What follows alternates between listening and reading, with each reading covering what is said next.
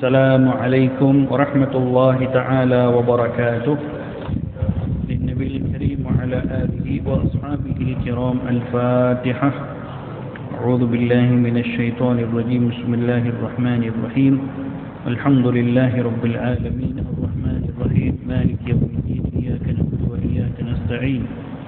اهدنا الصراط المستقيم صراط الذين أنعمت عليهم غير المغضوب عليهم ولا الضالين. آمين. الحمد لله رب العالمين، والصلاة والسلام على أشرف الأنبياء والمرسلين سيدنا محمد وعلى آله وصحبه أجمعين. رب اشرح لي صدري ويسر لي أمري واحلل عقدة من لساني يفقه قولي. أما بعد، نوينا تعلم والتعليم والتذكر والتذكير والنفع والانتفاع والإفادة والاستفادة والحث على التمسك بكتاب الله وسنة نبيه صلى الله عليه وسلم والدعاء إلى الهدى وابتغاء مرضات الله وقربه سبحانه وتعالى. آمين اللهم آمين. Tuan-tuan hadirin hadirat muslimin muslimat yang dirahmati, yang dikasihi, perbahasan kita daripada kitab Syarah Hadis Jibril. Pada pertemuan yang lepas kita membicarakan tentang solat-solat yang disunnahkan untuk dilakukan secara berjamaah. Kemudian kita bahaskan juga tentang solat yang disunnahkan untuk dilakukan tanpa berjamaah, dan beberapa jenis solat yang telah kita bahaskan sehinggalah perbahasan kita pada pertemuan yang lepas dalam bab tentang solat jamak dan qasar. Jadi ini adalah satu bab atau pembelajaran yang cukup penting kepada kita, kerana semua daripada kita tidak pernah terlepas daripada musafir. Maka seringkali ketika musafir, kita ni kadang-kadang kena ulang kaji serba sedikit tentang permasalahan solat jamak dan qasar. Kadang-kadang ada yang terlupa, kadang-kadang ada yang tersilap. Maka alangkah baiknya kalau kita mengkaji satu persatu perbahasan tentang solat jamak qasar, supaya kita jelas di mana bila sampai masa untuk kita praktikkan tidaklah tersalah ketika melakukannya. Jadi bulan lepas kita telah membahaskan bahawa solat jamak dan solat qasar ini dua perkara yang berbeza. Ada keadaan-keadaan tertentu seseorang diperbolehkan untuk melakukan solat jamak sahaja, tetapi dia tidak boleh dilakukan solat qasar. Kita sudah mengetahui bahawa yang namanya solat jamak ialah menghimpunkan antara dua solat, seperti menghimpunkan antara solat zuhur dan solat asar. Dan yang kedua, himpunkan antara solat maghrib dan solat isyak. Ini semua kita maklum dah. Cuma bilakah waktu-waktu yang boleh untuk dilakukan solat jamak? Atau lebih lebih mudahnya kita bahaskan tentang permasalahan syarat-syarat untuk melakukan solat jamak. Apa sebab yang boleh menyebabkan seseorang diharuskan untuk melakukan solat jamak? Kesimpulannya ada tiga sebab sahaja. Ada tiga sebab sahaja yang mengharuskan seseorang boleh melakukan solat jamak. Yang pertama, ini yang paling common, paling biasa dengan kita, iaitu ketika safar atau ketika seseorang musafir. Maka dia dibolehkan untuk jamak takdim dan jamak takhir. Dua-dua boleh ketika musafir. Jamak takdim boleh, jamak takhir pun boleh. Ini sebab yang pertama. Sebab yang kedua seseorang boleh melakukan solat jamak ialah ketika hujan lebat. Ini kena ambil catatan sikit. Apa yang dimaksudkan ketika hujan lebat dibolehkan untuk jamak, iaitu jamak takdim? Maksudnya di sini seseorang tidak keadaan yang dia berada ketika itu adalah dalam satu keadaan atau di suatu tempat, kalaulah dia tidak solat jamak takdim, maka dia akan luput untuk solat setelahnya, atau solat setelahnya tu akan dia luput kerana berada dalam keadaan hujan yang terlalu lebat. Dalam keadaan-keadaan yang tertentulah, maka ketika itu dalam hukum fiqah mengharuskan untuk seseorang melakukan jamak takdim. Tapi para ulama sebutkan hujan lebat ini kalau di zaman sekarang bukan mudah untuk diambil sebab itu. Kerana zaman sekarang ni kita nak pergi solat atau rumah kita sendiri, kediaman kita sendiri, tempat yang kita berada di mana-mana pun ketika kita musafir contohnya, walaupun safar yang dekat, dalam keadaan kita sekarang ni, zaman kita sekarang ni mudah. Maksudnya di mana-mana pun sempat untuk kita solat, di mana-mana pun ada surau, ada masjid dan sebagainya. Kita pun naik kereta, kita bukan naik onta macam dulu. Jadi solat jamak dengan sebab hujan ini, sebahagian para ulama katakan zaman kita susah untuk dijadikan sebagai sebab, kecuali kepada mereka yang betul-betul berada ketika waktu keadaan yang tersebut. Contoh macam dalam permasalahan orang yang boleh untuk apa kita panggil skip solat Jumaat dengan sebab hujan yang lebat. Ini ada dibahaskan dalam kitab fiqah. Kalau hujan terlalu lebat, maka seseorang boleh skip solat Jumaat. Ini pun dibahaskan lebih terperinci lagi. Macam mana yang dikatakan boleh skip tadi tu, dia boleh gantikan dengan solat zuhur sahaja.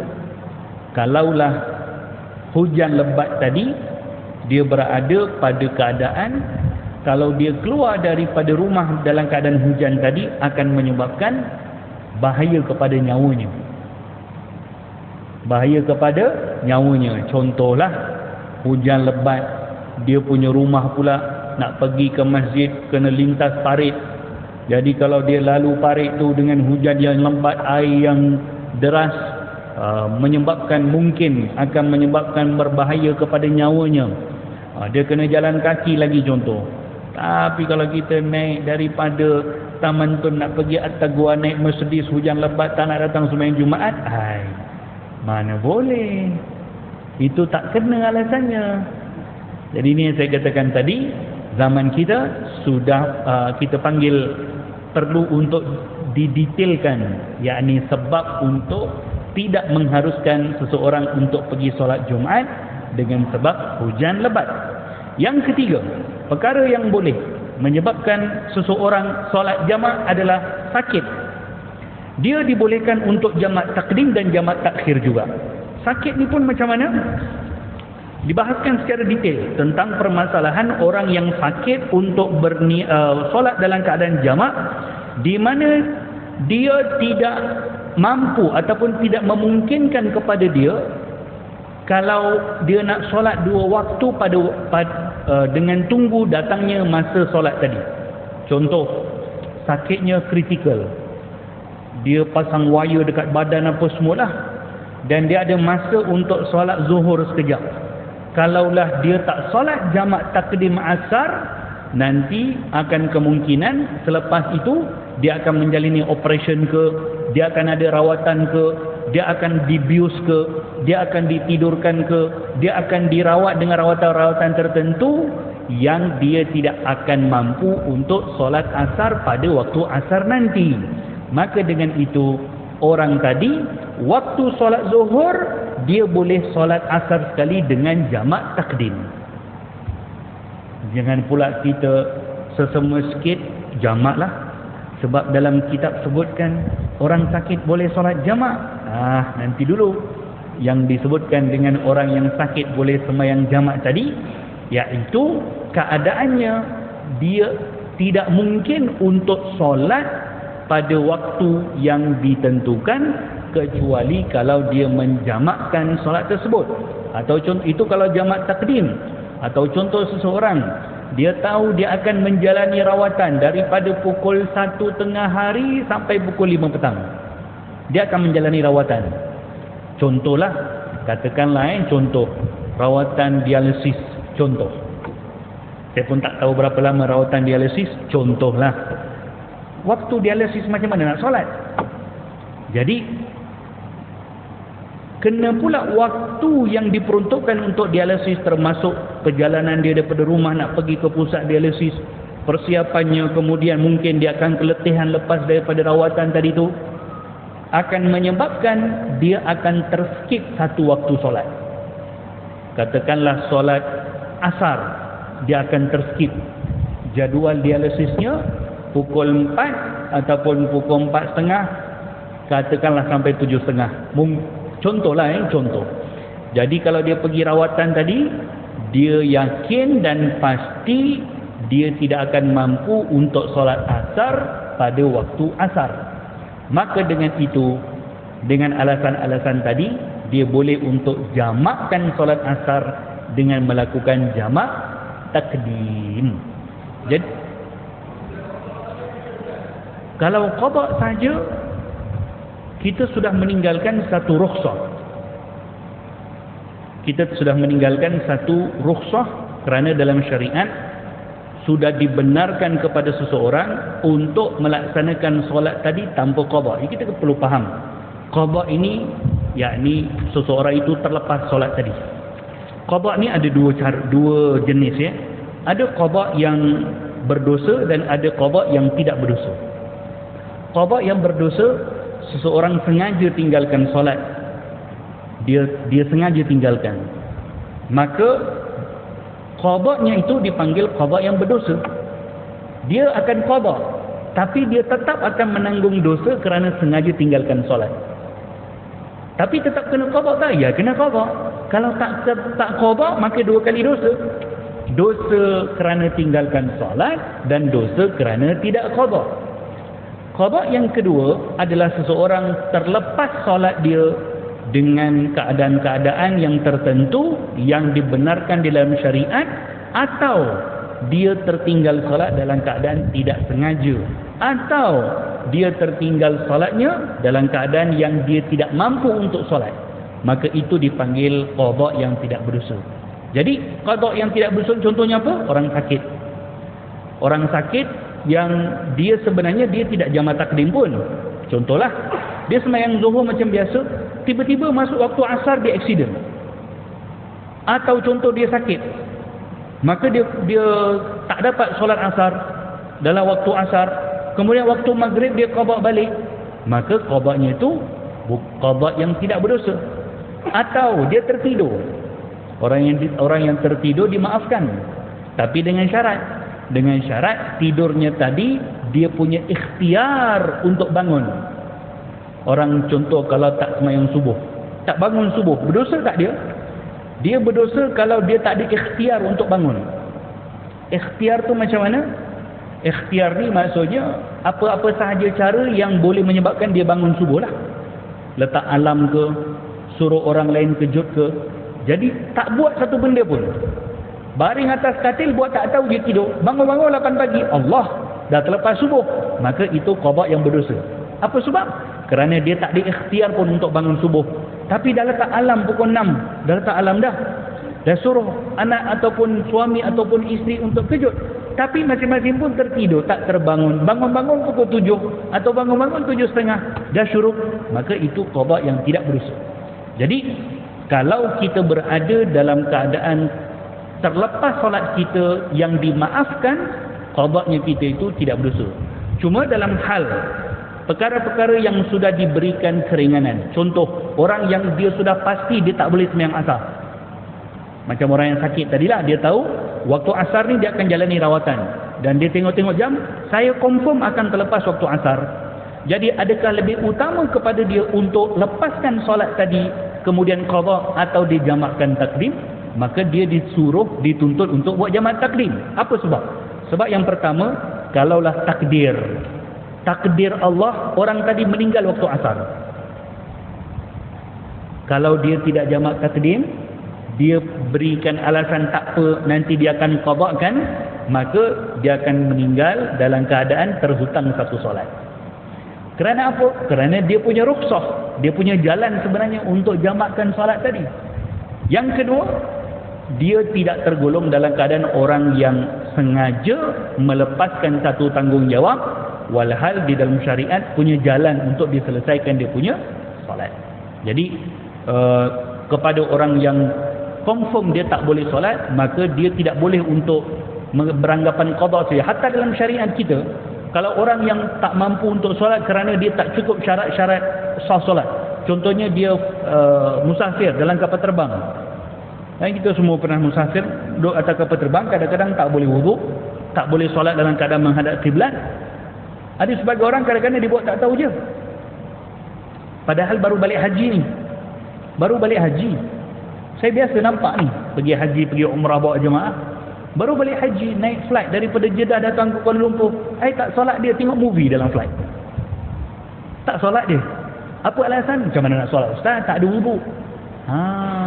Sebab itu kita ada namanya solat hormat waktu. Apa sebab datangnya solat hormat waktu? Ya, solat hormat waktu ini perlu diqada balik nanti. Tapi sekurang-kurangnya kita meraihkan kepada tuntutan ayatul Quran, inna salata kanat 'alal mu'minina kitaban mawquta. Sesungguhnya solat itu ke atas orang-orang beriman kitaban mawquta, suatu tanggungjawab yang telah ditentukan mengikut waktunya. Mawquta itu maksudnya tanggungjawab ikut waktu. Yakni maksudnya waktu subuh kena solat subuh, zuhur kena solat zuhur, asar kena solat asar. Itu maksudnya kitaban mawquta. Tapi kalau kita buat tak tahu saja dengan alasan kita sedang musafir, maka waktu itu kita berdosa. Berdosa sebab apa?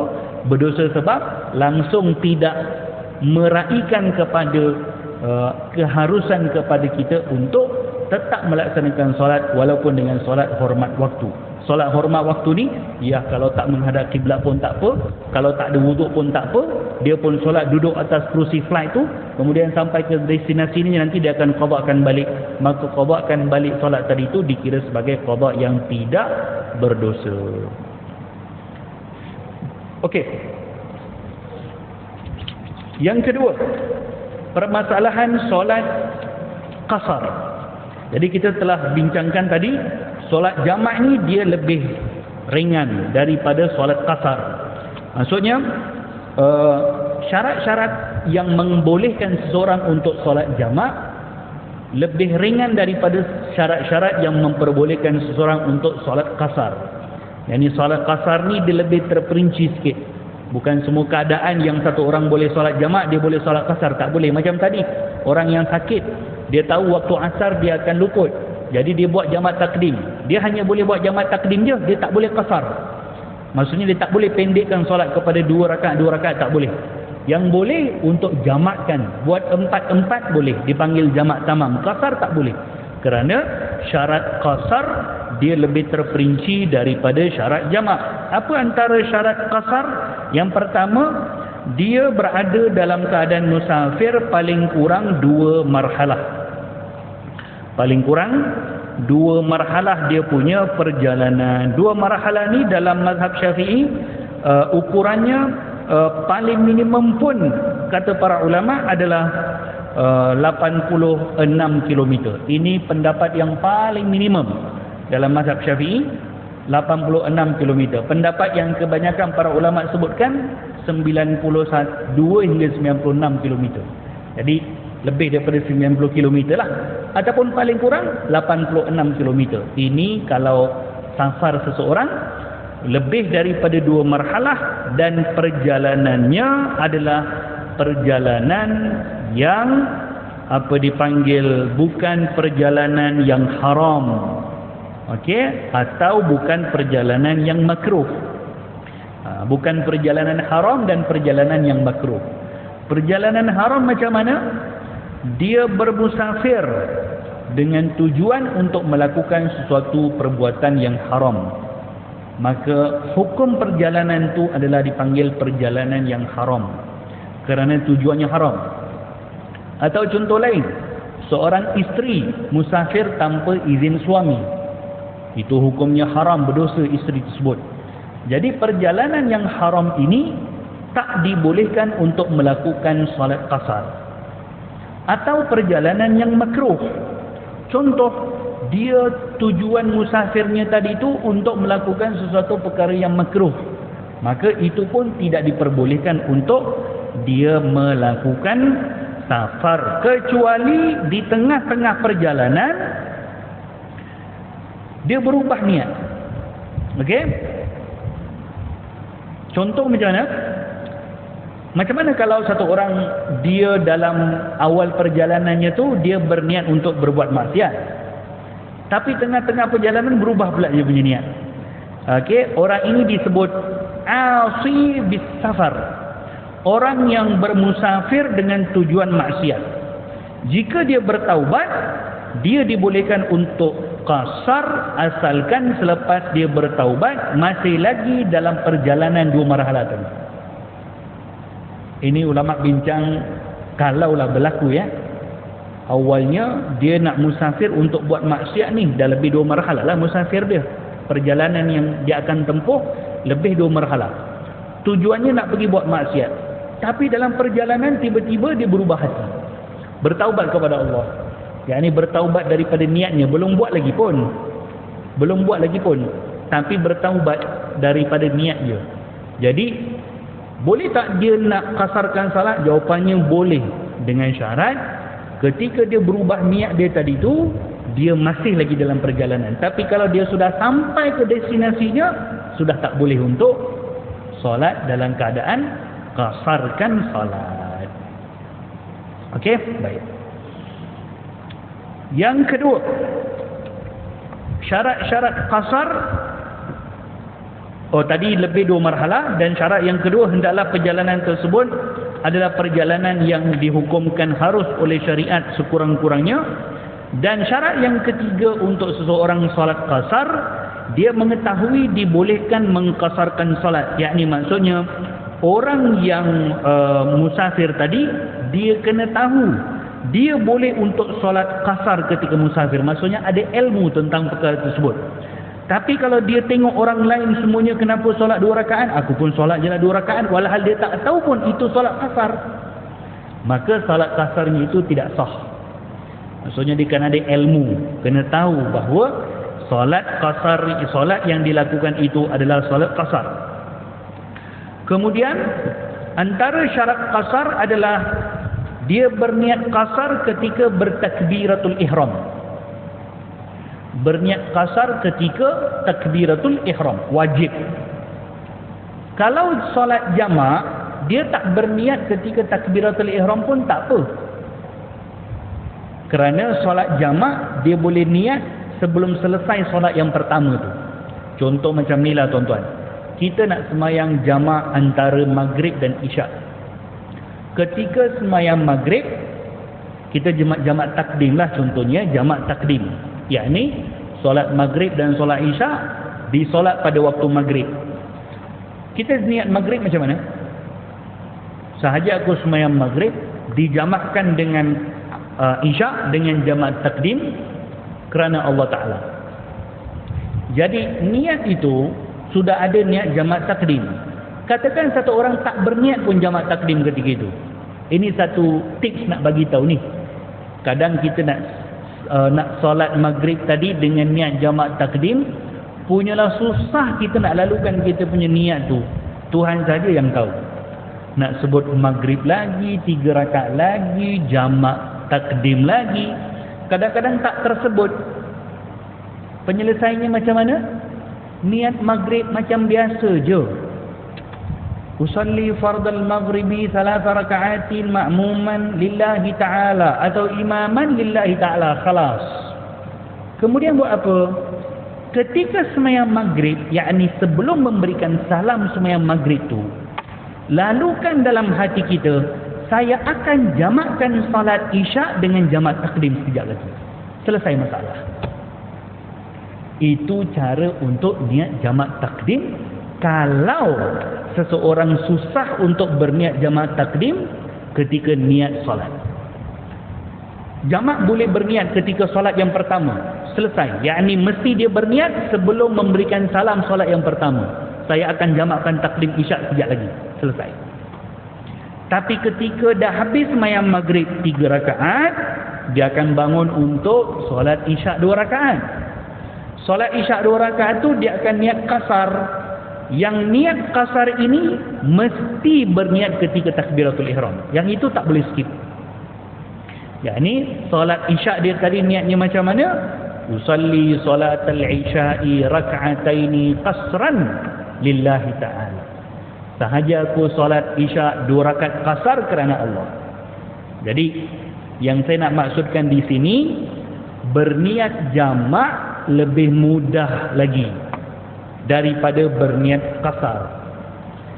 Apa maksudnya?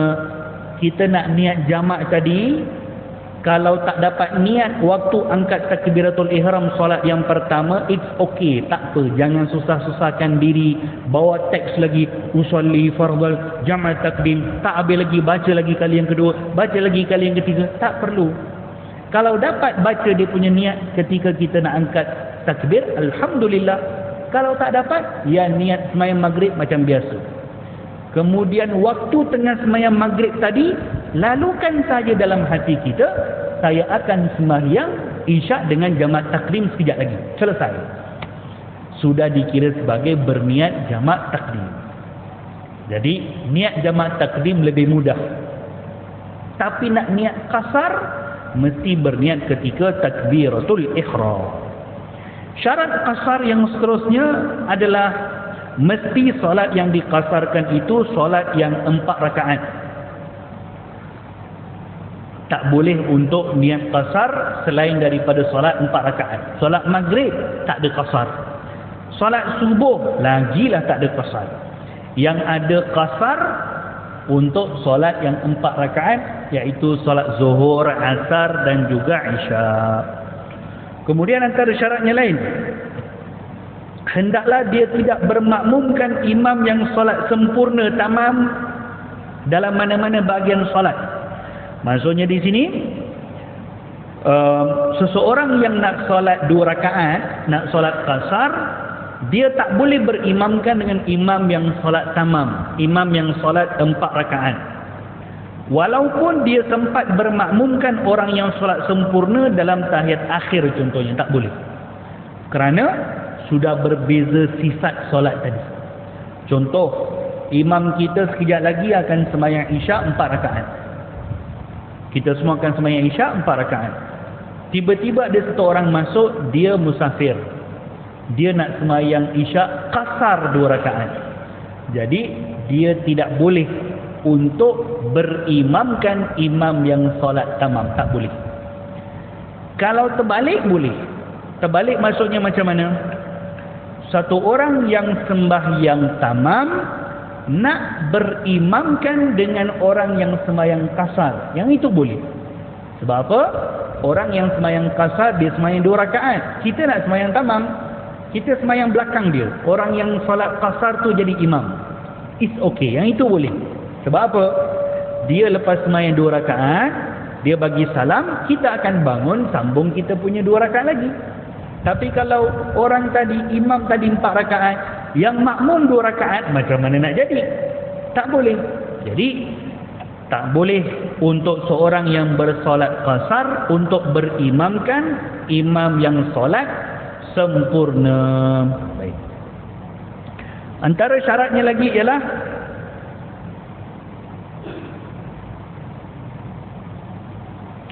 seseorang tidak merasa tidak melakukan sesuatu yang boleh membatalkan niat qasar sepanjang salat, seperti berniat melakukan tamam atau merasa ragu tentang niat qasar. Jadi ketika kita sedang salat dalam keadaan qasar, tidak boleh ada ragu-ragu. Dah sembahyang dan niat tadi 2 rakaat dah. Lepas tu tiba-tiba berubah dia punya niat, alamak, aku nak sembahyang 4 rakaat lah. Nak sembahyang 2 ke nak sembahyang 4 Walhal tadi takbiratul ihram dan niat dah qasar 2 rakaat. Jadi keraguan yang datang kepada dia akan batalkan dia punya solat.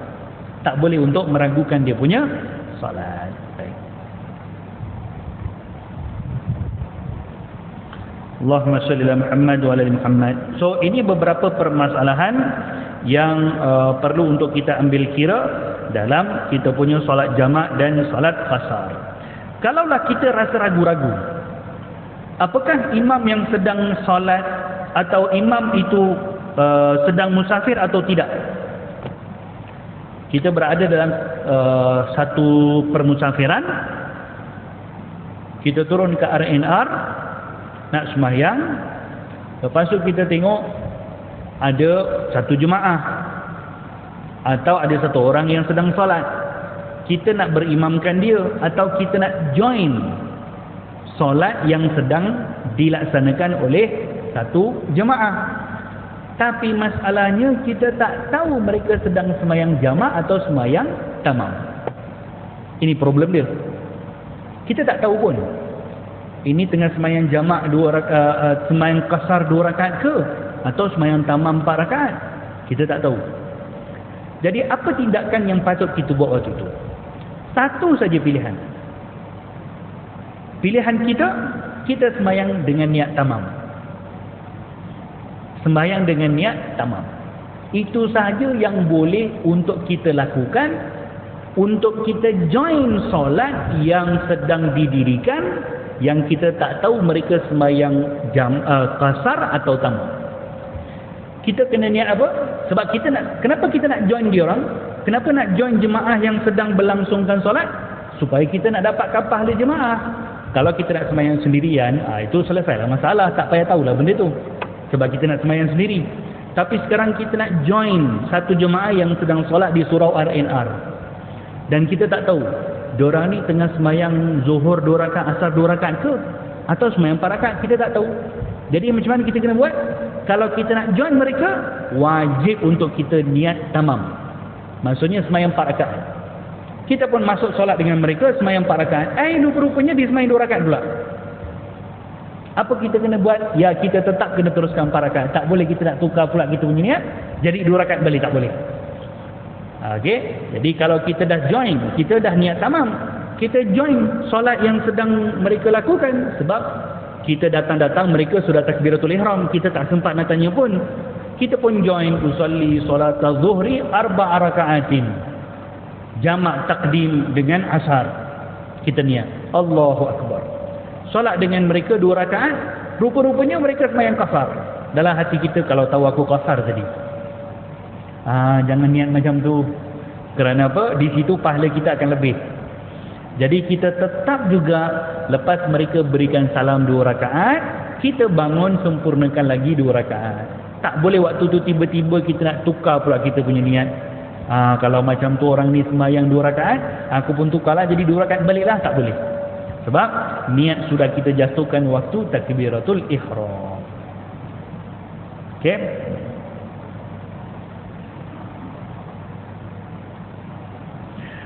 Allahumma salli ala Muhammad wa ali Muhammad. Orang yang musafir harus solat secara qasar atau tamam.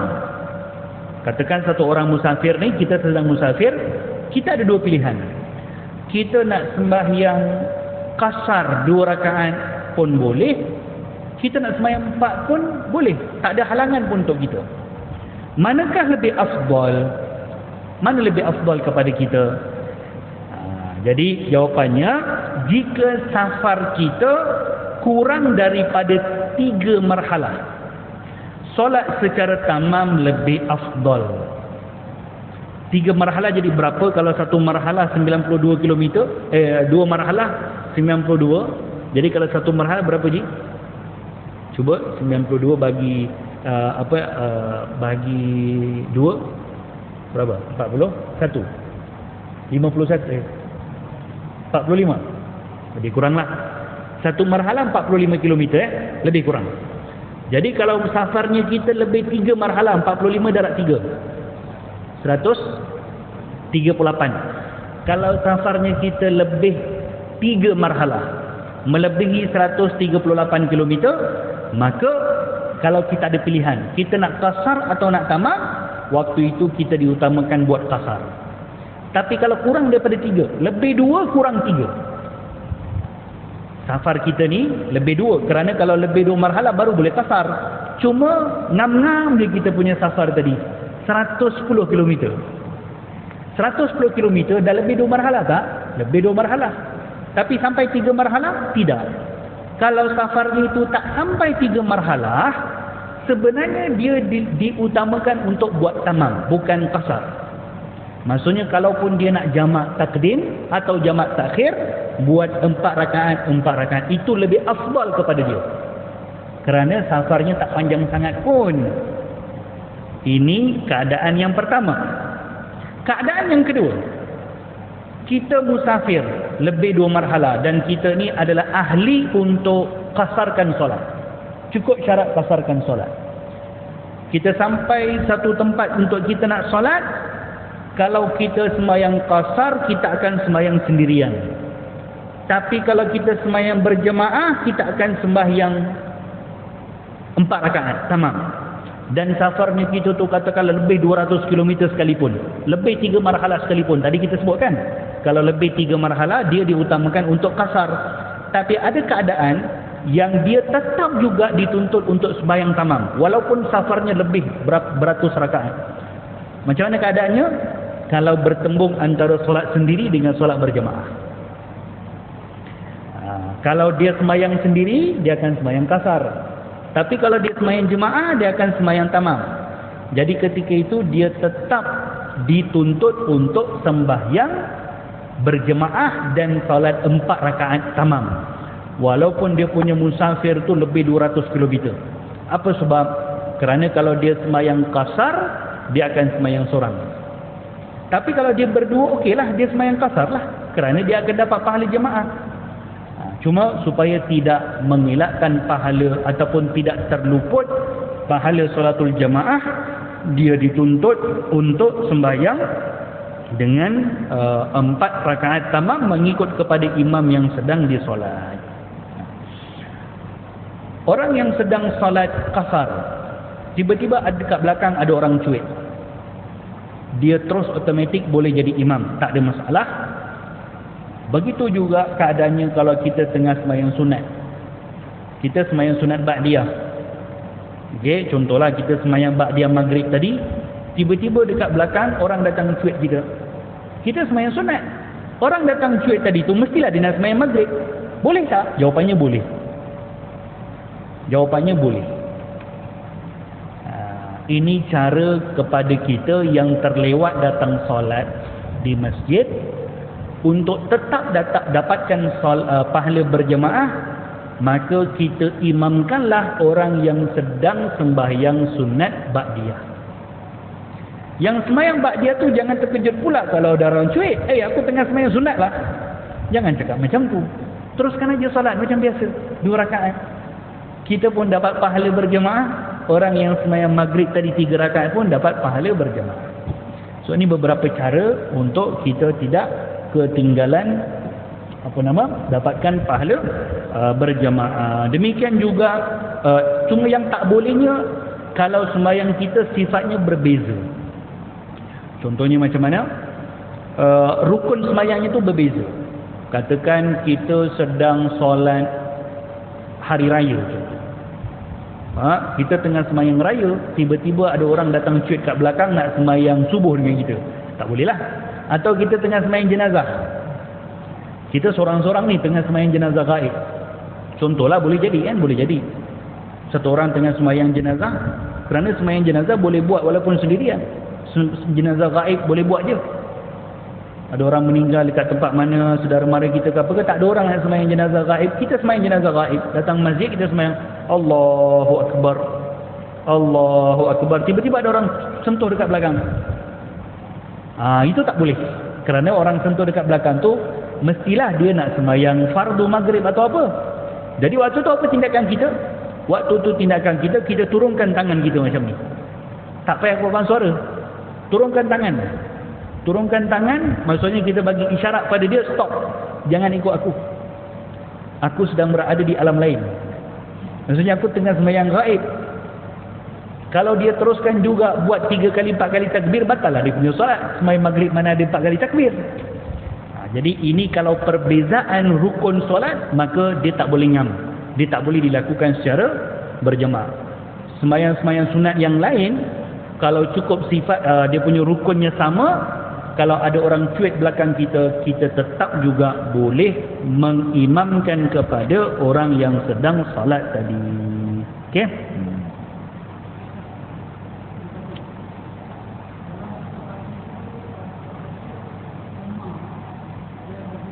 Kurang dengar Haji?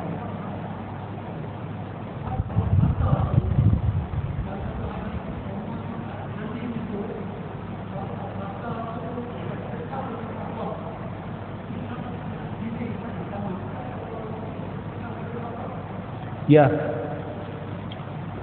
Qasar sememangnya satu perkara yang disyariatkan kepada kita. Cuma bila datang pertembungan kepada kita untuk dapatkan pahala yang lebih. Jadi sebab tu saya kata, kita solat qasar ada pahala solat qasar. Tapi kalau bertembung dengan kita keadaan di mana kalau kita sembahyang qasar sendirian, kita akan dapat solat sendirian. Bertembung dengan kalau kita sembahyang tamam, kita akan dapat pahala tamam. Maka di situ kita akan dapat pahala 2 kali ganda, kerana kalau kita sembahyang 4 rakaat, yang qasar 2 rakaat tu ada tak dalam 4 rakaat tu? Ada. Jadi niat kita ataupun keharusan yang ada kepada kita, rukhsah yang ada kepada kita 2 rakaat, tapi kita tetap solat 4 untuk dapatkan pahala jemaah, tetap juga akan dapat pahala rukhsah qasar dan dapat pahala jemaah. Kerana apapun keadaan, kita diberikan rukhsah atau tidak, ya, solat yang paling first class, paling level paling atas, solat berjemaah. Itu tidak ada dia punya tandingannya. Kita sembahyang qasar ke, jamak ke, apa ke, yang dilakukan secara berjamaah itu yang paling tertinggi punya kelas.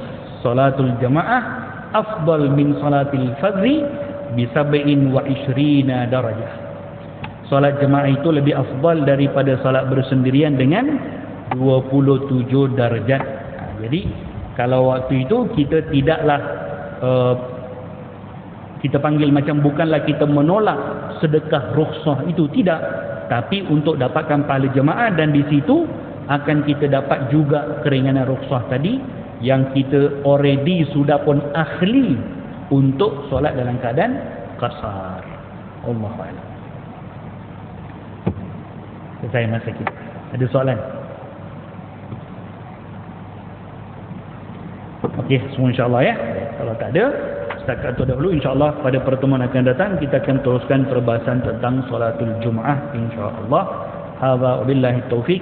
Allahumma inna na'udzubika min ilmin la yanfa' wa na'udzubika min qalbin la yakhsha' wa na'udzubika min du'ain la yustajab wa na'udzubika min amalin la yuqbal bi rahmatika ya arhamar rahimin. ربنا آتنا في الدنيا حسنة وفي الآخرة حسنة وقنا عذاب النار وصلى الله تعالى وسلم على خير سيدنا محمد وعلى آله وصحبه وسلم والحمد لله رب العالمين. السلام عليكم ورحمة الله تعالى وبركاته.